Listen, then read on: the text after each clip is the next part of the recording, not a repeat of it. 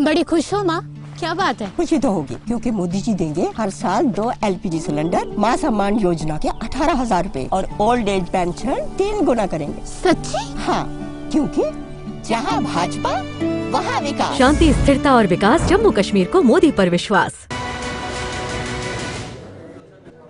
के बाद एक बार फिर से आप सभी का बहुत बहुत स्वागत है। हम जम्मू कश्मीर के चुनाव को लेकर बात कर रहे हैं और जम्मू कश्मीर के चुनाव का ये आखिरी चरण बेहद दिलचस्प होते हुए नजर आ रहा है।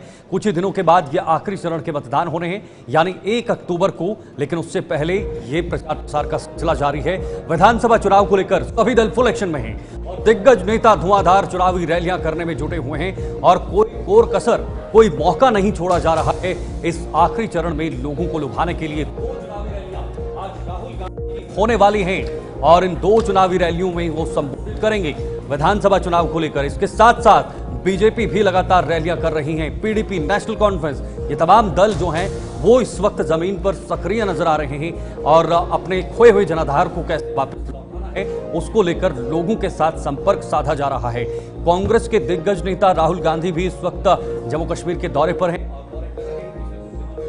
वो पहुंचे थे, हालांकि जरूर गठबंधन के सहयोगी दल और उनके मुखिया नेशनल कॉन्फ्रेंस के उपाध्यक्ष और पूर्व मुख्यमंत्री उमर अब्दुल्ला ने एक बयान दिया था। उन्होंने कहा था कि राहुल गांधी इसमें दिलचस्पी नहीं दे रहे हैं, चुनाव को लेकर उतने गंभीर नजर नहीं आ रहे। उसके बाद सवाल भी खड़े हुए थे और गठबंधन में एक दरार भी हल्की सी पैदा हुई थी। विपक्ष के पास एक मौका मिला था, उन्होंने सीधे नेशनल कॉन्फ्रेंस और कांग्रेस के गठबंधन पर कटाक्ष भी किया था। अभी आखिरी चरण है और आखिरी चरण में साथ बीजेपी हो या फिर कांग्रेस हो, दोनों के लिए प्रतिष्ठा का सवाल है क्योंकि गढ़ दोनों दलों का यहां पर रहा है। खास तौर पर जम्मू की जो महत्वपूर्ण सीटें हैं, इस वक्त न्यूज ग्रुप लाइव में हमारे साथ ज्वाइन हो चुके हैं वरिष्ठ पत्रकार और हमारे वरिष्ठ सहयोगी विनोद कुमार जी। मैं उन्हीं से चर्चा करूंगा आज की इस खास जो विधानसभा के चुनाव चल रहे हैं और आखिरी चरण है, कितना महत्वपूर्ण है, कितना ये इम्पोर्टेंट है नामात्र दल की, आम लोगों की, और पिछले 2 चरणों के आधार पर क्या लगता है ये दिशा कहाँ की तरफ जा रही है? धन्यवाद। और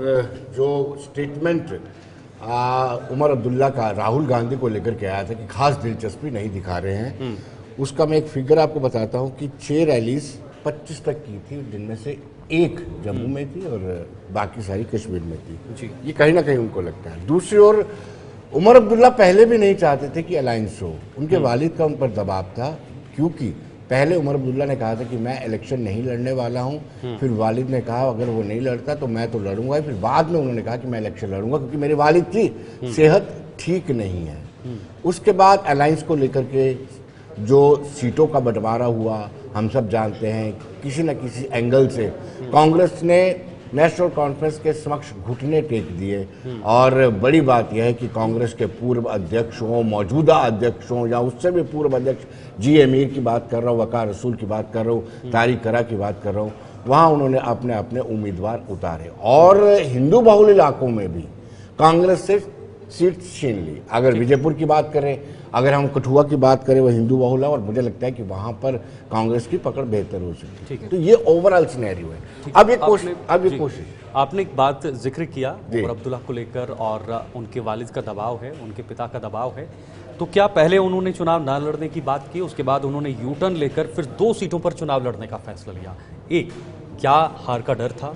दूसरा, क्या जो मुख्यमंत्री की विरासत इस परिवार के पास है या गद्दी है उसका भी डर था कि अगर आप चुनाव नहीं लड़ेंगे तो अगर हमारे पास सत्ता की चाबी आती है तो चाबी जो है वो किसी और के हाथ चले जाए? शीतल, आप क्यों नेशनल कॉन्फ्रेंस की दुखती नब्ज पर हाथ फेर रहे हैं? देखिए, गांधरबल सीट उनकी परंपरागत सीट है, उससे वो जीतते ही आए हैं। लास्ट टाइम शेख जब्बार जीत करके आए थे और उन्होंने कहा था कि मैं लड़ूंगा, उन्होंने टिकट ले भी लिया और वहां से जीत के भी आए। इस बार पहले उन्होंने नॉमिनेशन पढ़ा गांधरबल से उमर अब्दुल्ला ने, फिर लगा कहीं ऐसा ना हो हाथ से फिसल जाए, फिर दूसरी बड़गाम से भी भर दिया।